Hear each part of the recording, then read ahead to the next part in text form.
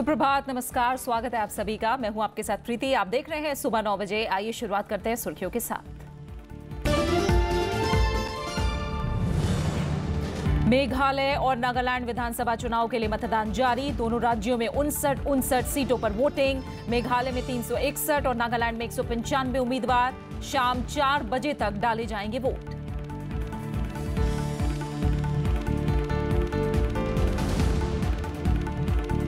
कर्नाटक में विधानसभा चुनाव से पहले बीजेपी और कांग्रेस में आरोप प्रत्यारोप तेज। बीजेपी अध्यक्ष अमित शाह ने कहा, धोखाधड़ी के खिलाफ एनडीए सरकार में तुरंत कार्रवाई। राहुल गांधी ने लोकपाल की नियुक्ति में देरी पर उठाए सवाल। प्रधानमंत्री आज शाम दावणगेरे में किसान रैली को करेंगे संबोधित।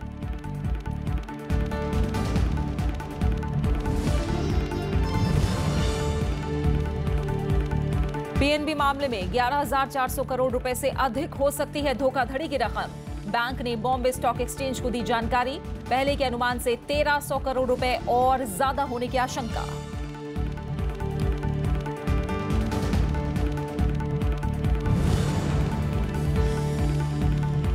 एनसीईआरटी पाठ्यक्रम आधा करने की कवायद तेज। मानव संसाधन विकास मंत्रालय इसी हफ्ते से मांगेगा सुझाव। 2 महीने बाद समीक्षा कर होगा फैसला। राज्यसभा टीवी पर प्रकाश जावड़ेकर ने अगले सत्र से लागू करने का किया था ऐलान।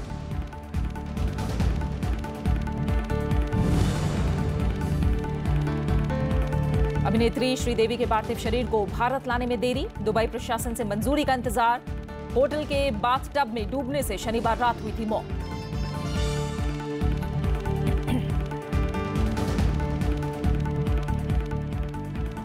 खबरों की शुरुआत नागालैंड और मेघालय में जारी मतदान की खबरों के साथ।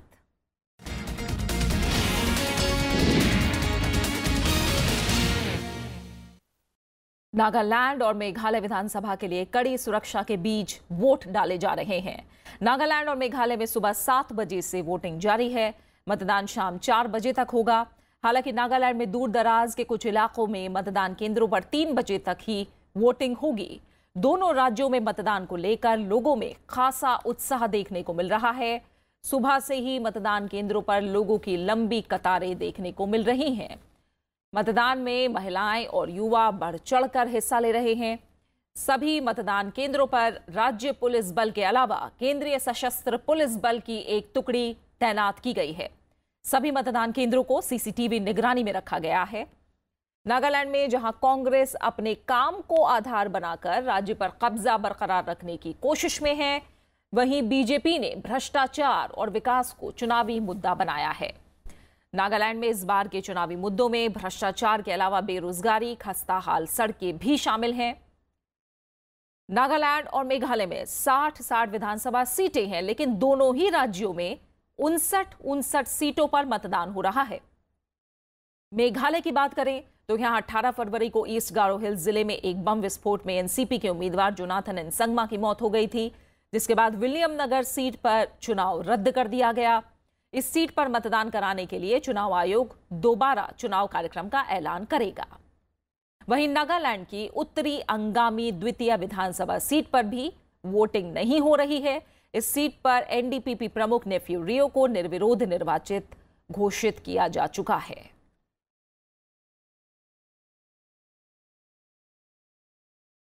वहीं नागालैंड में 59 विधानसभा सीटों के लिए 9 दलों के 195 उम्मीदवार चुनाव मैदान में हैं।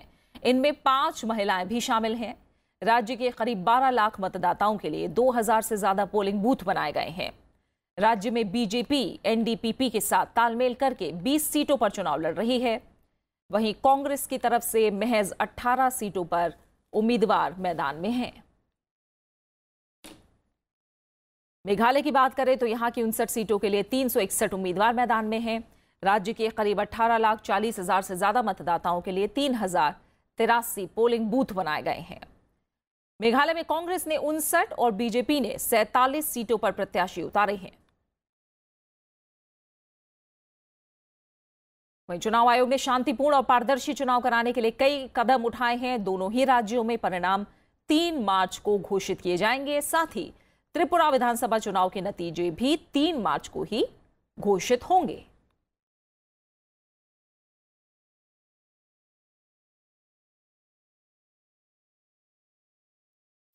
और फिलहाल दोनों ही राज्यों से हमारे संवाददाता हमारे साथ जुड़े हुए हैं। रविंद्र सिंह शोनान हमारे साथ जुड़े हैं ईस्ट खासी हिल से, और वहीं पंचानन मिश्रा हमारे संवाददाता कोहिमा से हम तक जुड़े हुए हैं, और दोनों का ही हम रुख करेंगे। पहले रविंद्र, आपके पास आना चाहूंगी।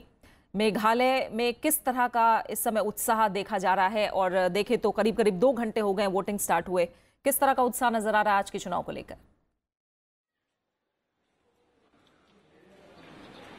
जी सुप्रभात प्रीति, सबसे पहले मैं आपको दिखाता हूं कि जिस पोलिंग स्टेशन पर मैं खड़ा हूं वहां पर किस तरीके के इंतजाम किए गए हैं।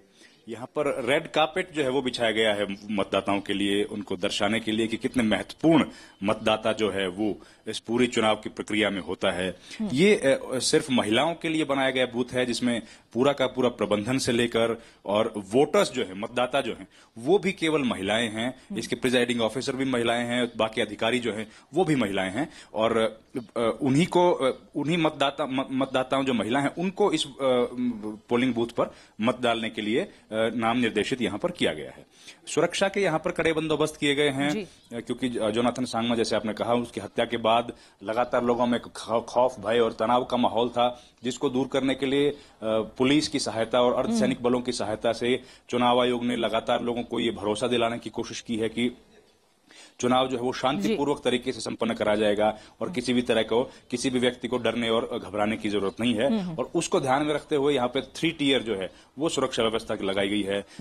पोलिंग बूथ के अंदर, पोलिंग बूथ के जो पोलिंग स्टेशन है उसके बाहर और सड़कों पर केंद्रीय अर्धसैनिक बल की 100 से अधिक टुकड़ियां वो यहां पर तैनात की गई हैं, जिसमें बीएसएफ, सीआरपीएफ, सीएपीएफ और आसाम राइफल्स के जवान हैं। साथ ही साथ मेघालय की पुलिस जो है वो प्लेन क्लोथ्स में भी यहां पर अलग अलग जगह पर पेट्रोलिंग और गश्त लगा रही है। बिल्कुल, इन सबको बातों को ध्यान में रखकर उम्मीद ये कर रहा है चुनाव आयोग कि पिछली बार का जो आंकड़ा था उससे ज्यादा लोग इस बार चुनाव में मत प्रतिशत जो है वो अपना बढ़ाएंगे। और इस बार का जो चुनाव है वो खासा अहम चुनाव देखिए प्रति माना जा रहा है, क्योंकि बीजेपी ने जो एंट्री यहां पर की है, बीजेपी जिस तरीके का चुनाव प्रचार इस बार किया है, 47 सीट पर चुनाव लड़ रही है, और प्रधानमंत्री नरेंद्र मोदी ने दिसंबर के महीने में यहां पर एक रैली करके इस चुनाव का जो बिल्कुल सभी पार्टियों के बड़े दिग्गज हमें चुनाव प्रचार के रण में दिखाई दिए हैं, और मेघालय में जिस तरह से आप दिखा रहे हैं तमाम खास बंदोबस्त, चाक चौबंद बंदोबस्त, और जिस तरह से आपने दिखाया महिलाओं के लिए भी एक खास बूथ बनाया गया है। अच्छी तस्वीरें आ रही हैं। सुबह सुबह चुनाव में लोग उत्साहपूर्ण अपना रुख भी दिखा रहे हैं। फिलहाल रविंद्र, लगातार आपसे अपडेट लेंगे। इधर हम पंचानन मिश्रा का रुख करेंगे जो कि कोहिमा से हमारे साथ जुड़े हैं। पंचानन, नागालैंड की बात करें तो 2 घंटे बाद किस तरह का उत्साह है? हमें रविंद्र ने भी अच्छी तस्वीरें दिखाई, किस तरह से खास बूथ बनाए गए हैं। नागालैंड में किस तरह का उत्साह है? क्योंकि पूर्वोत्तर के ज्यादातर राज्यों में हम जानते हैं राजनीतिक रूप से लोग काफी जागरूक रहते हैं और बड़ी संख्या में बाहर निकलते हैं। अभी क्या दिख रहा है?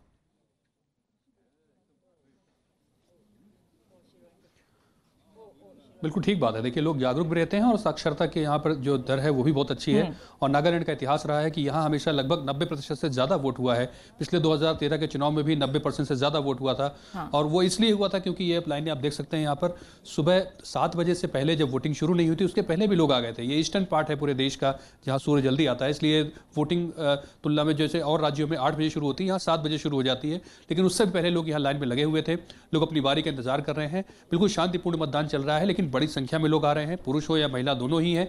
और जो इश्यूज़ की बात कर रहे हैं वो यहाँ पर जो खस्ताहाल सड़कें हैं और रोजगार की स्थिति है, इसके अलावा लोग बदलाव की बात भी कर रहे हैं। अगर हम उनसे लोगों से बात की, हमने कई लोगों के जो उनकी प्रतिक्रिया है वो भेजी भी है, उनमें ये लोग कह रहे हैं कि अब जो पिछली सरकार रही है उसने जो काम नहीं किए वो एक नई सरकार को उसमें मौका दिया जाना चाहिए। तो लोग बदलाव की बात भी कर रहे हैं।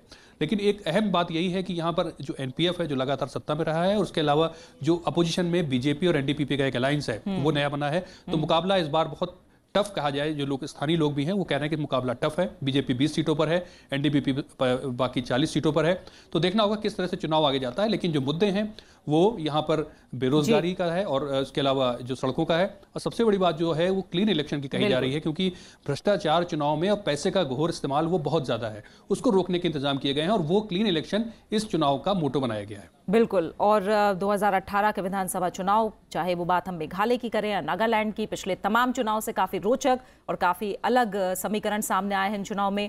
और देखना होगा किस तरह का अलग रुख मतदाता भी दिखाते हैं और कितनी बड़ी संख्या में बाहर आते हैं। लगातार आप दोनों से अपडेट लेते रहेंगे। फिलहाल बहुत बहुत शुक्रिया रविंद्र आपका और पंचानन मिश्रा आपका हमारे साथ जुड़ने के लिए और तमाम जानकारी के लिए। वहीं नागालैंड के राज्यपाल पीबी आचार्य ने राज्य की जनता से पारदर्शी चुनाव की अपील की है।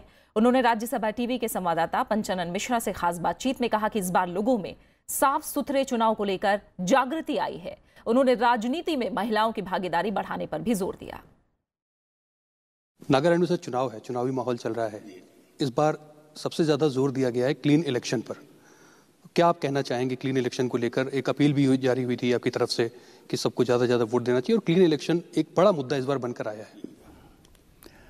तो बहुत अच्छी बात है कि इस बार लोगों में एक जागृति आई है और लोगों को लग रहा है कि भी डेमोक्रेटिक सिस्टम से हम लोग बहुत आगे बढ़ सकते हैं। एक उम्मीद आई है। अब तक लग रहा था भी अंडरग्राउंड मूवमेंट है और कुछ लोग निराश हैं डेमोक्रेटिक सिस्टम से। इस बार लोगों में जिस तरह के केंद्र सरकार की योजनाएं हैं उसको लेके हम आगे आ सकते हैं और क्लीन इलेक्शन होने से अच्छे लोग आ सकते हैं। इस कारण से पूरे क्रिश्चियन समाज के लोग जो हैं, चर्च के लीडर्स, सोशल लीडर्स हो सभी लोगों ने ठान लिया कि इलेक्शन बिल्कुल होना चाहिए। ये कोशिश तो कर रहे हैं इस बार। सर, नागा सोसाइटी एक आदिवासी सोसाइटी रही है जहां महिलाओं की स्थिति कह लीजिए कि निर्णायक भूमिका में रहती है। हमेशा महिलाएं पावरफुल पोजीशन में है, लेकिन दुर्भाग्य ये है कि विधानसभा को अगर ले लें तो जब से राज्य बना है 63, पहला चुनाव हुआ 64 में, कभी भी कोई महिला असेंबली में नहीं पहुंची। हालांकि इस बार 5 महिलाएं उस चुनाव में फिर खड़ी हुई हैं।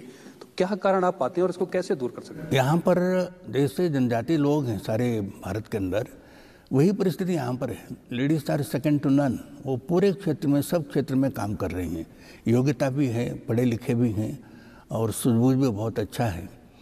मगर किसी न किसी कारण से जो ये कानून लागू करने में कुछ गड़बड़ हो गया, इसलिए वो पिछले बार एक मामला बन गया। अदरवाइज समाज के अंदर लेडीज़ के लिए श्रद्धा, लेडीज़ के लिए जो सद्भावना रहनी चाहिए, और पॉलिटिक्स में आए न आए कुछ दुमत था, मगर यदि कंसेंसस बना लेते अच्छी तरह से, हो को मिला के, उनके संगठनों को मिला के, वो परिस्थिति जो आज बाहर लोग समझते हैं ऐसा नहीं है।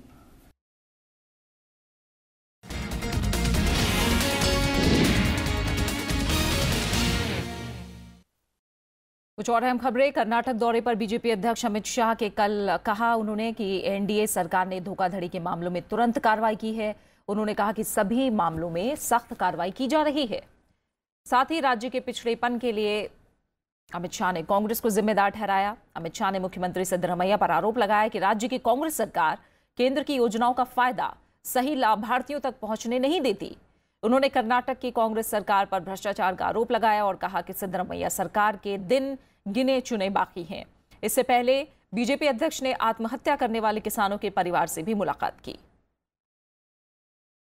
आज तक जितने भी फ्रॉड्स हुए उस सब में सबसे कठोर कार्यवाही अगर हुई है, एक आध वीक के अंदर बहुत सारी अमाउंट के जेवर और बाकी सब जब्त किया गया है। उनकी ऑफिस को सीज किया गया, उनके सारे शेयर कर लिए गए हैं, उनके सारे बैंक अकाउंट फ्रीज कर दिए गए हैं। मैं नहीं मानता इतना प्रॉम्प्ट एक्शन कहीं पर भी लिया गया। कांग्रेस अध्यक्ष राहुल गांधी ने अब तक लोकपाल की नियुक्ति नहीं होने पर सवाल उठाए हैं।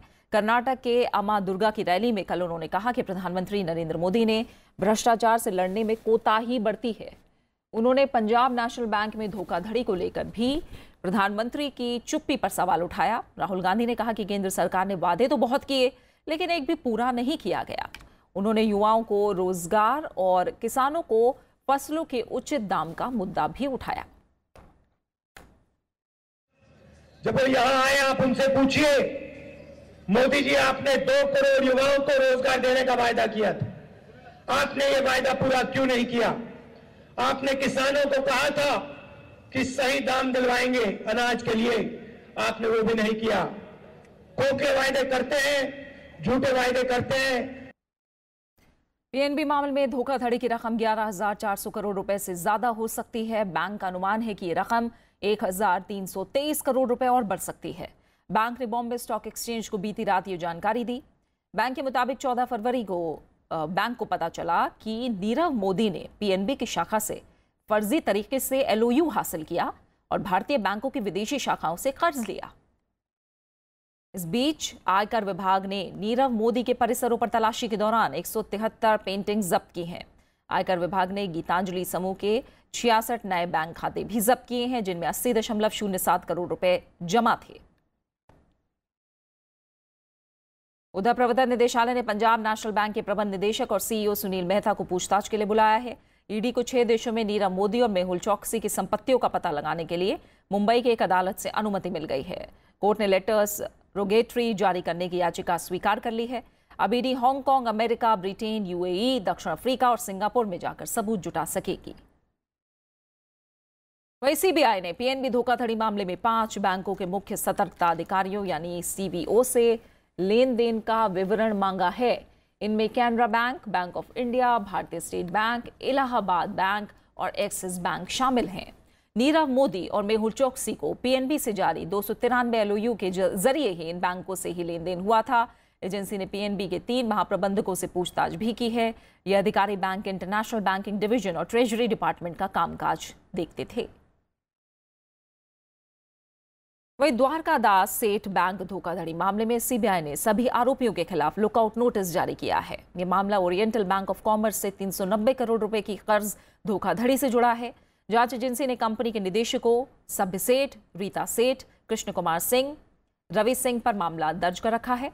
कंपनी ने 2007 से 2012 के दौरान बैंक से कई बार कर्ज लिया। बाद में बैंक को पता चला कि लेटर ऑफ क्रेडिट के जरिए कंपनी सोना और दूसरे कीमती रत्न खरीदने के लिए इससे भुगतान कर रही है। कंपनी पर फर्जी कंपनियों के साथ लेन देन करने का आरोप है। आरबीआई ने प्रीपेड वॉलेट ग्राहकों के लिए केवाईसी सत्यापन की समय सीमा 28 फरवरी के बाद बढ़ाने से इनकार कर दिया है। डिप्टी गवर्नर बीपी कानूनगो ने कहा कि केवाईसी के लिए पहले ही पर्याप्त समय दिया जा चुका है। हालांकि समय सीमा में केवाईसी की प्रक्रिया पूरी नहीं होने पर भी वॉलेट में ग्राहकों की रकम सुरक्षित रहेगी। उन्होंने कहा कि ग्राहक इस रकम से खरीदारी कर सकते हैं लेकिन वॉलेट में और रकम नहीं डाल सकते। फिलहाल 55 गैर बैंकिंग पीपीआई काम कर रहे हैं, वहीं बैंकों के 50 वॉलेट भी चल रहे हैं। सरकार ने एनसीईआरटी पाठ्यक्रम कम करके बच्चों के बस्ते का बोझ घटाने की कवायद शुरू कर दी है। केंद्रीय मानव संसाधन विकास मंत्री प्रकाश जावड़ेकर ने बताया कि सभी पक्षकारों से इसी हफ्ते सुझाव मांगने की प्रक्रिया शुरू की जाएगी। इसमें यह जानने की कोशिश होगी कि वर्तमान पाठ्यक्रम से कितना पाठ्यक्रम रखा जाए और कितना हटा दिया जाए। इस बारे में मानव संसाधन विकास मंत्रालय की वेबसाइट पर शिक्षा के पक्षकारों, खासकर शिक्षकों, शिक्षाविदों, गैर सरकारी संगठनों और अभिभावकों से उनकी राय मांगी जाएगी। केंद्रीय मंत्री प्रकाश जावड़ेकर ने कहा कि 2 महीने बाद सुझाव की समीक्षा होगी और इसके मुताबिक पाठ्यक्रम को कम करने के लिए कदम उठाए जाएंगे। हाल ही में राज्यसभा टीवी से खास बातचीत में प्रकाश जावड़ेकर ने एनसीईआरटी पाठ्यक्रम आधा करने और इसे 2019 के शैक्षणिक सत्र से लागू करने की बात कही थी।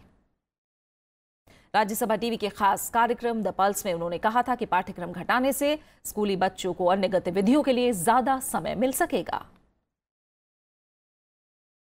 हमने एनसीईआरटी को कहा है कि वो पहल करे और इसी सप्ताह में हमारे वेबसाइट पर हम टीचर्स से जो पाठ पढ़ाते हैं कि भाई कौन सा पोर्शन बिल्कुल आवश्यक है और कौन सा पोर्शन अभी नहीं हो सकता, नहीं चल रहेगा तो भी चलेगा। ये सुझाव शिक्षकों से, शिक्षाविदों से, पेरेंट्स से हम मांग रहे हैं और छात्र भी जो पूर्व छात्र है वो भी बता सकते हैं। तो ये सभी छात्र नेक्स्ट 2 मंथ्स, मार्च और अप्रैल तक लोग अपने सुझाव भेजें और भेजने के बाद उसको देखकर ये पोर्शन कम करना और life skill education, experiential learning, value education और फिजिकल एजुकेशन, इसके लिए हम ये इनिशिएटिव लिया है और इसके सुझाव के आधार पर इस पर आगे नक्शा बनेगा जो आपके सामने देंगे। जम्मू पुंछ में सुरक्षा बलों ने कल आतंकियों के 2 ठिकानों को नष्ट कर दिया। यहां से बड़ी मात्रा में हथियार और विस्फोटक भी बरामद हुए हैं। पुंछ जिले के मेंढर और सुरानकोट इलाके में सेना और पुलिस की साझा टीम ने 2 अलग अलग जगहों पर सर्च अभियान चलाया। इस दौरान 2 पिस्तौल, कई तरह के ग्रेनेड, संचार उपकरण, जीपीएस, आईईडी और AK-47 की गोलियों के साथ 50,000 रुपए भी बरामद हुए। इस बीच जम्मू कश्मीर के राज्यपाल एनएन वोरा ने नियंत्रण रेखा के पास सुरक्षा हालात की समीक्षा की। उन्होंने केंद्रीय खुफिया एजेंसियों के प्रमुखों के साथ श्रीनगर में बैठक की। एक अलग बैठक में पुलिस के वरिष्ठ अधिकारियों ने उत्तर कश्मीर में सुरक्षा हालात के साथ खुफिया सूचनाएं जमा करने पर चर्चा की। भारत ने कहा है कि पाकिस्तान आतंकवाद के खिलाफ लड़ाई को लेकर गंभीरता दिखाए। भारतीय विदेश मंत्रालय के मुताबिक वार्ता और आतंकवाद साथ साथ नहीं चल सकते। विदेश मंत्रालय के प्रवक्ता रवीश कुमार ने सोमवार को कहा कि पाकिस्तान की ओर से सीमा पर आतंकवाद को बढ़ावा और आतंकी गुटों को समर्थन की वजह से दोनों देशों के रिश्ते खराब हुए हैं। प्रवक्ता से पूछिए श्रृंखला के तहत लोगों के सवालों का जवाब दे रहे थे। इस कार्यक्रम के तहत लोग विदेश मंत्रालय के प्रवक्ता से विदेश नीति पर सवाल पूछ सकते हैं। साल 2016 में पठानकोट एयरबेस पर आतंकी हमले के बाद दोनों देशों के रिश्ते खराब हुए हैं। इसके बाद उरी में सैन्य शिविर पर भी हमला हुआ, जिसके बाद भारत ने सर्जिकल स्ट्राइक करके इसका करारा जवाब दिया था। For example, we have said time and again that Hafiz Saeed is a UN proscribed terrorist, and when he is allowed to operate freely in Pakistan, when he is allowed to open a political party in Pakistan, it becomes difficult to have belief in the commitment of the establishment in Pakistan.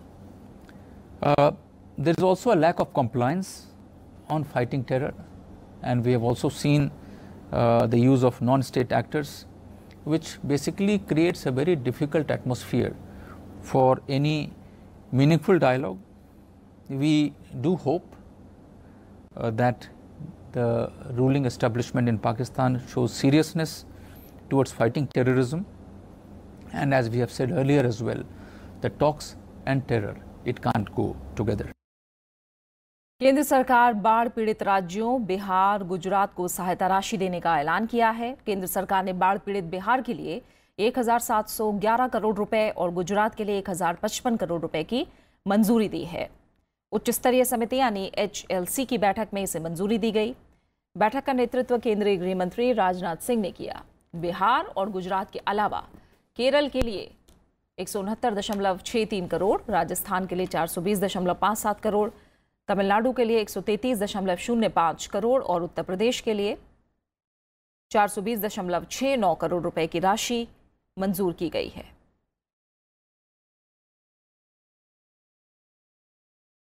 इसके अलावा HLC ने पश्चिम बंगाल के लिए 838.85 करोड़, छत्तीसगढ़ के लिए 395.91 करोड़ और मध्य प्रदेश के लिए 836.09 करोड़ रुपए की राशि को मंजूरी दी।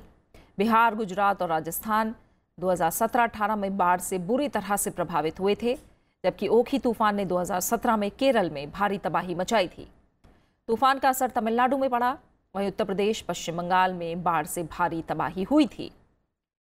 केंद्रीय वित्त मंत्री अरुण जेटली, केंद्रीय गृह सचिव राजीव गाबा और कृषि मंत्रालय के वरिष्ठ अधिकारी और नीति आयुक्त भी बैठक में शामिल हुए। जॉर्डन के किंग अब्दुल्ला द्वितीय आज 3 दिन के भारत दौरे पर आएंगे। गुरुवार को उनकी प्रधानमंत्री नरेंद्र मोदी के साथ शिखर वार्ता होगी। दोनों नेता रक्षा, सुरक्षा और निवेश पर विस्तार से चर्चा करेंगे। साथ ही रक्षा और सुरक्षा फ्रेमवर्क को आखिरी रूप भी दिया जा सकता है। गुरुवार को ही दिल्ली के विज्ञान भवन में जॉर्डन के किंग का इस्लाम के साल पर संबोधन होगा। इस दौरान प्रधानमंत्री नरेंद्र मोदी भी मौजूद रहेंगे। बुधवार को वो IIT दिल्ली में तकनीकी क्षेत्र के हस्तियों से मिलेंगे। जॉर्डन के किंग के दौरे को रणनीतिक रूप से खासा अहम माना जा रहा है। साथ ही इससे अरब जगत में भारत के बढ़ते प्रभाव का भी पता चलता है। बीते दिनों प्रधानमंत्री ने अब्दुल्ला द्वितीय से अम्मान में मुलाकात की थी। जॉर्डन में 10 लाख से ज्यादा शरणार्थी रह रहे हैं और भारत वहां शरणार्थी कल्याण कोष में मदद भी कर रहा है।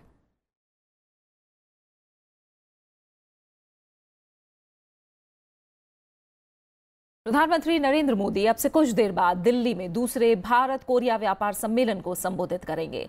इस बार का विषय है व्यापार और निवेश के जरिए विशेष रणनीतिक संबंधों को मजबूती।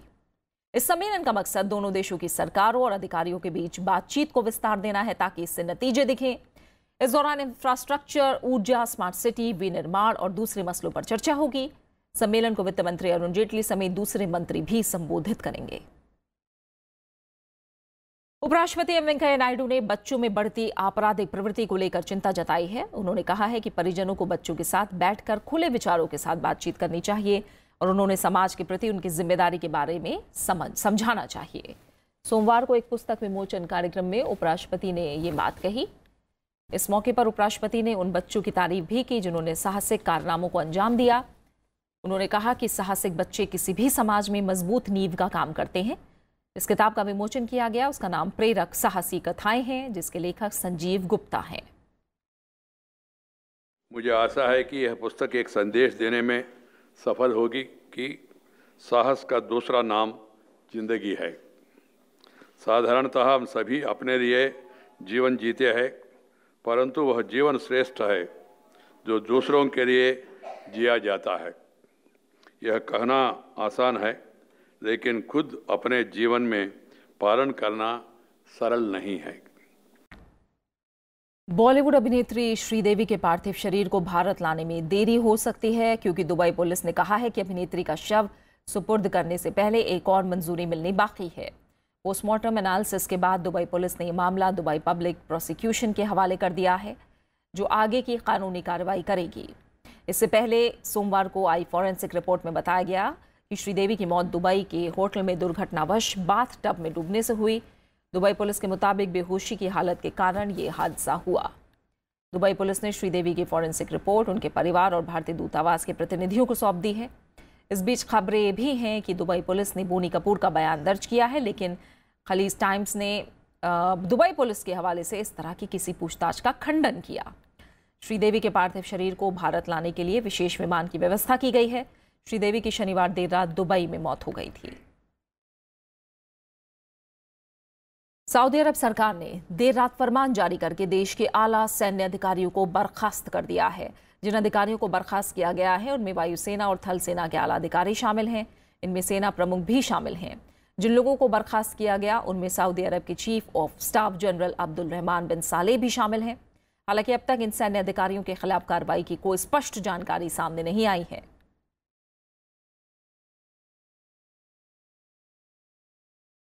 बात खास शख्सियत की। महान क्रांतिकारी और अमर शहीद चंद्रशेखर आजाद की आज पुण्यतिथि है। 23 जुलाई 1906 को जन्मे आजाद का असली नाम चंद्रशेखर तिवारी था। वो 17 साल की उम्र में हिंदुस्तान रिपब्लिकन एसोसिएशन में शामिल हो गए। 1921 में जब महात्मा गांधी ने असहयोग आंदोलन शुरू किया तो आजाद ने उसमें भी सक्रिय तौर पर हिस्सा लिया। बेखौफ अंदाज वाले चंद्रशेखर आजाद की काकोरी कांड, सांडर्स की हत्या, सेंट्रल असेंबली में बम फेंकने की क्रांतिकारी वारदातों को अंजाम देने में सक्रिय भूमिका रही, जिसकी वजह से अंग्रेज सरकार को उनकी तलाश थी, मगर वो पकड़ में नहीं आए। 27 फरवरी 1931 को मुखबिर की सूचना पर पुलिस ने आजाद को इलाहाबाद के अल्फ्रेड पार्क में घेर लिया। आजाद ने बहादुरी से अंग्रेज पुलिस का मुकाबला किया और आखिरकार उन्होंने खुद को गोली मार ली और देश के लिए कुर्बान हो गए। और अब आखिर में हेडलाइंस। मेघालय और नागालैंड विधानसभा चुनाव के लिए मतदान जारी। नागालैंड में अब तक 17% मतदान। दोनों राज्यों में 59 सीटों पर वोटिंग। मेघालय में 361 और नागालैंड में 195 उम्मीदवार। शाम 4 बजे तक डाले जाएंगे वोट।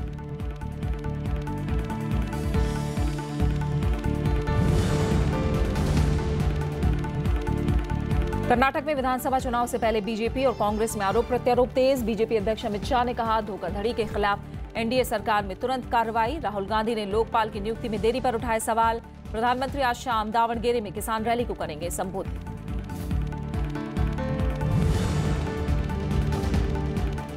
पीएनबी मामले में 11,400 करोड़ रुपए से अधिक हो सकती है धोखाधड़ी की रकम। बैंक ने बॉम्बे स्टॉक एक्सचेंज को दी जानकारी। पहले के अनुमान से 1,300 करोड़ रुपए और अधिक होने की आशंका।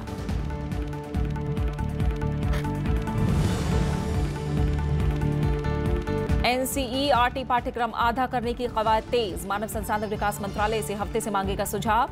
2 महीने बाद समीक्षा कर होगा फैसला। राज्यसभा टीवी पर प्रकाश जावड़ेकर ने अगले सत्र से लागू करने का किया था ऐलान।